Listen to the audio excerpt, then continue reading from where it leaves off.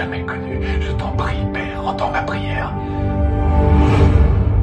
मतलब यार मैं बोलते बोलते थक चुका हूँ, लेकिन ये भी एआई नहीं था, क्योंकि डूम्सडे का टीजर 2 भी लीक हो चुका है, जहाँ पे हमें दिखता है द मोस्ट बैडेस्ट थॉर, जो कि हम लोगों ने इन्फिनिटी वॉर और रैग्नारॉक के समय देखा था। अब देखो इतने सारे लीक्स आ रहे हैं ना कि मैं ये सोच रहा हूँ कि अगर लीक्स पे इतने वीडियो बना दिए तो जब वो असल में आएंगे तो पता नहीं क्या ही बनाऊंगा। मतलब यार मार्वल वालों, मुझे तो ये पक्का से समझ में आ गया है कि ये सारे लीक्स तुम्हारे ही हाथों के कई कर्म कांड है, क्योंकि भाई इतने सालों से अपन मार्वल देख रहे हैं, लेकिन इतना तो लीक कभी नहीं होता। बट ये टीजर वो टीजर 1 के ही तरह है, जहाँ पे हमें कैप्टन अमेरिका और उसके कुछ मोनोलॉग्स दिखाए गए थे, और उसकी तरह ही हमें यहाँ पे भी थॉर और उसके कुछ मोनोलॉग्स दिखाए गए हैं, जो कि यहाँ पे वो एक बिग थ्रेट को नोटिस भी करवाता है। तो टीजर के स्टार्टिंग से बात करते हैं तो यहाँ पे हमें सबसे पहले देखने मिलता है कि थॉर जंगल में कहीं जा रहा है और वहीं से उसके मोनोलॉग्स देना भी शुरू होते हैं। एंड हाँ देखो, जो ये टीजर लीक हुआ है वो फुल फ्रेंच में था, तो मैं इसका ट्रांसलेशन भी तुम्हें बता देता हूँ, जहाँ पे ऑब्वियसली ये पूरे टीजर में थॉर कुछ ना कुछ बकते रहता है। सो इस पोर्शन में थॉर बोलता है कि father, all my life I have answered the call of honour, duty and battle, but fate offered me something I had never hoped for. यानी कि वो अपने पिताश्री यानी कि ओडिन को ये बोलता है कि जब भी लड़ाइयाँ हुई या किसी को बचाना पड़ा या फिर कुछ भी करना पड़ा, मैं अच्छाई के रास्ते में हमेशा आगे आया, बट किस्मत ने मुझे एक ऐसी चीज से नवाजा है जो कि मैंने कभी नहीं सोचा था। और उसके बाद हमें एक रूम दिखता है जहाँ पे अपनी लव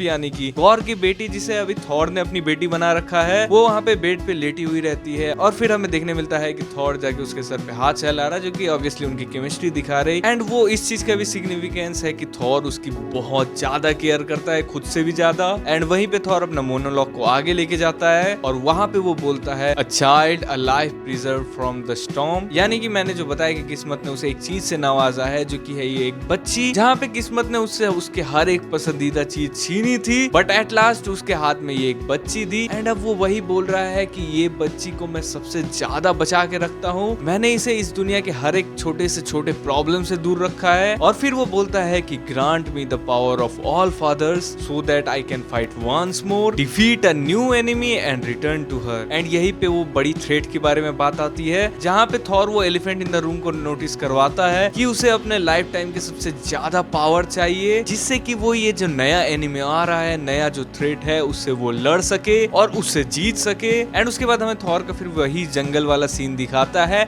जहाँ पे तुम लोगों ने नोटिस किया होगा कि थॉर ने हेयर कट करवा लिया है। एंड यस, उसके हाथ में स्टॉर्म बेकर है और उसने जो आर्मर पहना हुआ है ये वही इन्फिनिटी वॉर का आर्मर है, जिसको लेके वो स्टॉर्म बेकर से आके तबाही मचाया था, जहाँ पे थॉर का लिटरली पीक हिट किया था। सो आई थिंक रूसोस थॉर का वही आर्क वापस लेके आने वाले हैं, जहाँ पे उसे ये बैड एस लुक ये लोग वापस दिए हैं। एंड यस, मैं बस एक बात बोलना चाहता हूँ कि इसका जो हेयर कट है उसके पीछे कुछ एक ठीक ठाक लॉजिक देना चाहिए, क्योंकि थॉर रैग्नारॉक में यहाँ पे अच्छा खासा लॉजिक था, बट यहाँ पे ये लोग इसका हेयर कट का क्या लॉजिक देंगे। ऑब्वियसली मैं अब ये नहीं सुनना चाहता कि भाई उसका मन किया इसलिए वो बार्बर के पास जाके कटवा लिया। Please don't do it. So yes, वही टाइम थॉर अपना लास्ट मोनोलॉग मारता है, जहाँ पे उसने लास्ट में बोला था कि defeat a new enemy and return back to her. उसके बाद बोलता है not as a warrior, as a protector, यानी कि वो वॉरियर की तरह नहीं, एक प्रोटेक्टर की तरह यहाँ पे लड़ना चाहता है। अब इसका डीपर मीनिंग ये है कि देखो, वॉरियर वॉर में जाते हैं तो वो लोग शहीद होने जाते हैं, उनके अंदर ये रहता है कि चाहे उन्हें अपनी जान भी देनी हो बट वो जीतेंगे। लेकिन एक प्रोटेक्टर ऑलवेज मरने से डरता है, क्योंकि उसे अपने लव्ड वन को प्रोटेक्ट करना है, और इसी वजह से थॉर प्रोटेक्टर बनना चाहता है, जिससे कि वो लव को हमेशा जिंदा रह के प्रोटेक्ट करे,